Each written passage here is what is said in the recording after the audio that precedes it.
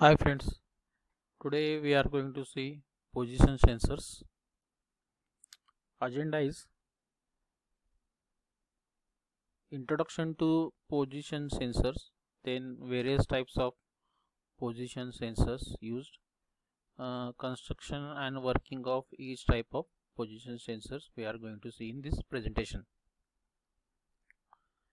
Now let us see what is meant by position sensor.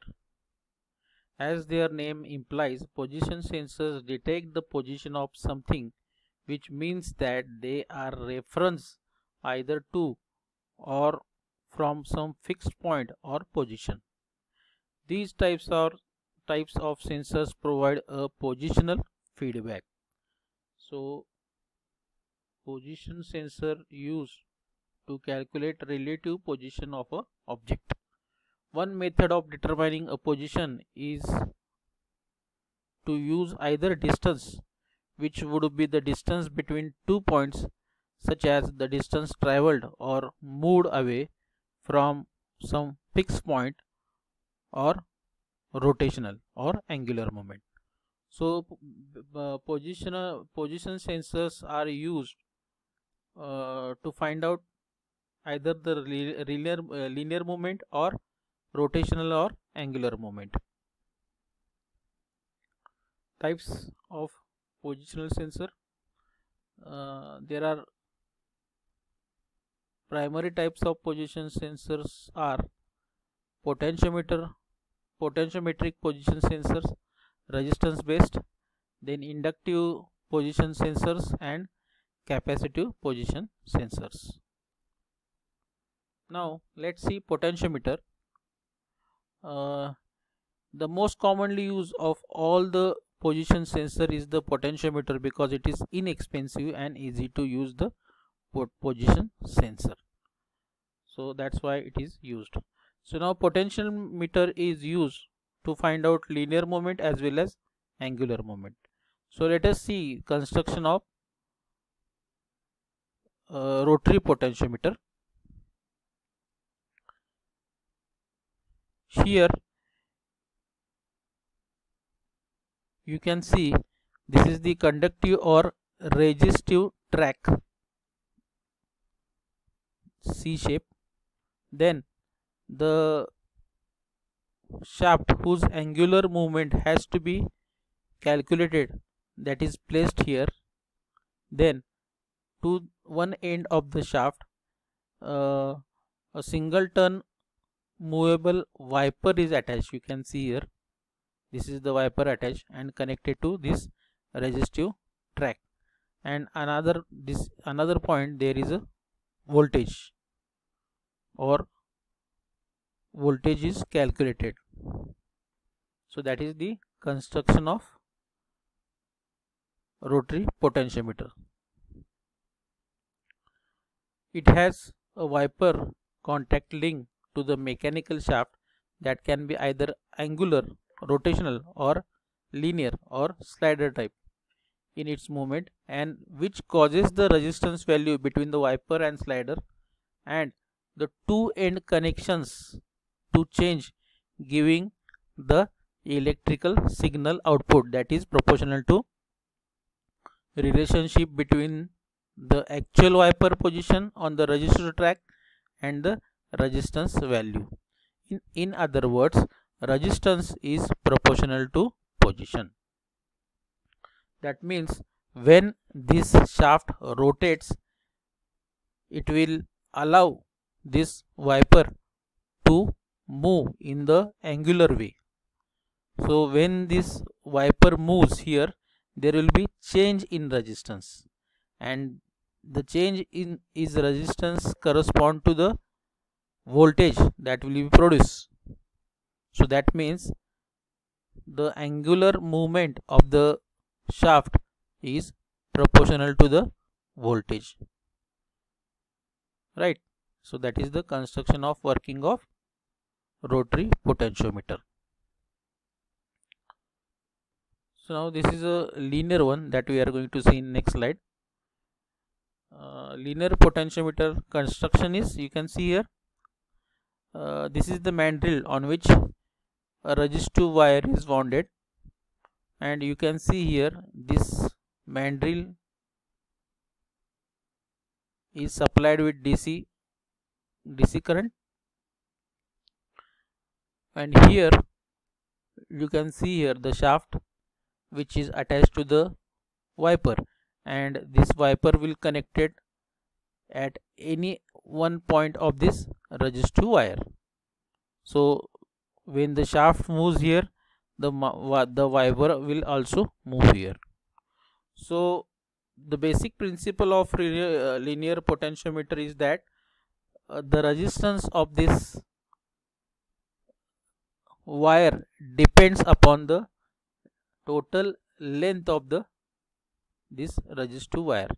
So if the shaft moves here, the wiper will also move, and there will be a change in length. So that change in length will cause change in resistance. Okay, and that's how we will get the displacement of the wiper.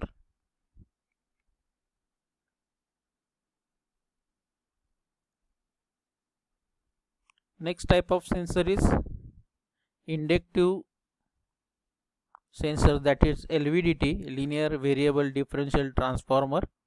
So basically it consists of three coils found on a hollow tube former, one forming the primary coil and other two coils forming identical secondary coils connected electrically together in series but 180 degree out of phase either side of primary coil.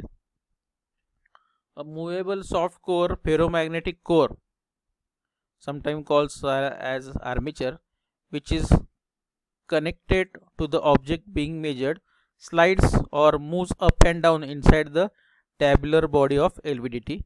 A small AC reference voltage is called as excitation signal is applied to the primary winding, which in turn induces an EMF signal to the two adjacent secondary windings. So that means it follows a transformer principle. So you can see here, this is the primary coil and these are the two secondary coils. Primary coils which is provided with AC input signal, then these two are the secondary coils which are 180 degree in out of phase. And you can see here ferromagnetic core here which will be moved here. So what happens when we supply the AC voltage to this primary coil, and EMF or magnetic field weight will get induced, and that magnetic field will be cut by these two secondary coils. So when there is a change in position of the core, or the core will get displayed, there will be change in the magnetic field of these two secondary coils, so which will result in change in current in these two secondary coil. So that means there will be a change in voltage in the secondary coils. So the displacement or the output voltage, net output voltage at the secondary coil is proportional to the core displacement. So you can see here V out is equal to VA and VB. Okay, VA is the voltage difference between one secondary coil, VB is the voltage between other secondary coil.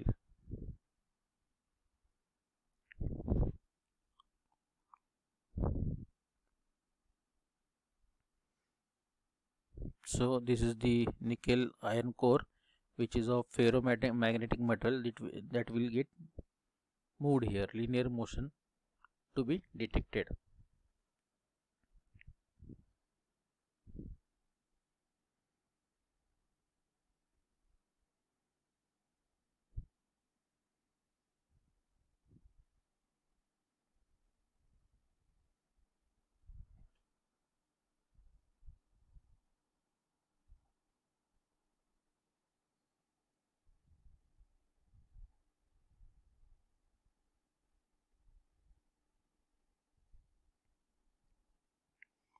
The next type of position sensor is capacitive position sensor.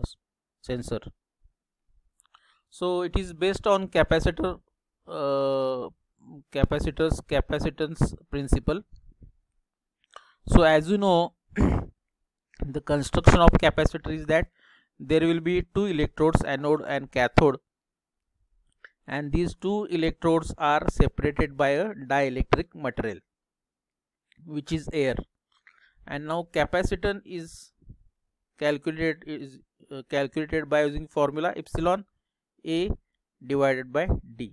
Epsilon means it is a dielectric constant, A is the area of the two plates, anode and cathode, and D is the distance between these two plates. So how this capacitive position sensor works? One plate or one electrode is kept constant, and another plate that is fixed with the object, which will move in left or right or up and down. Okay, so one plate will act as one electrode of the capacitor, and another plate which is fixed or which is attached to the object whose position has to be calculated, right? And by using this formula we can calculate the distance D.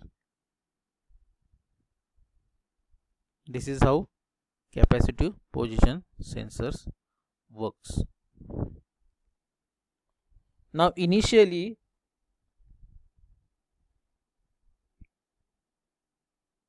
we will be having all the things. We know dielectric constant, we know area of the plate, we have the specific distance initially, and then we have to calculate the capacitance. Now we have to move the object which is attached or which is attached to the another electrode or another plate. So we have got the value of capacitance and area, so we will come to know the distance D. So this is how the capacitive position sensors work.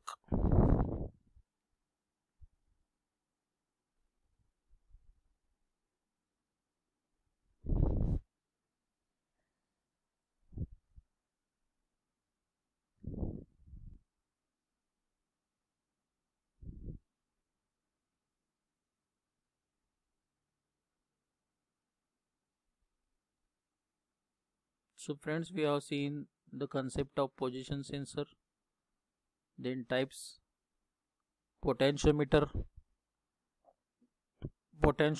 for rotary, to calculate rotary motion, angular movement of shaft we have seen here, then potentiometer to find out the linear motion of the shaft,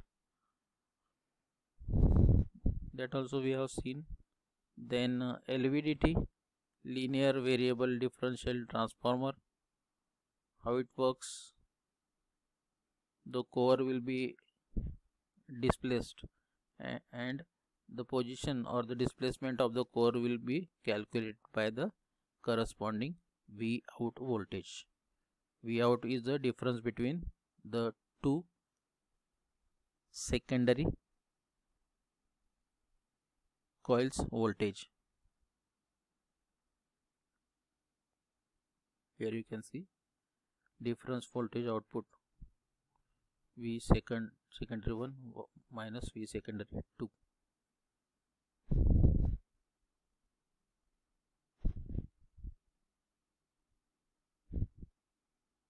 Initially constant AC excitation voltage is provided to primary coil,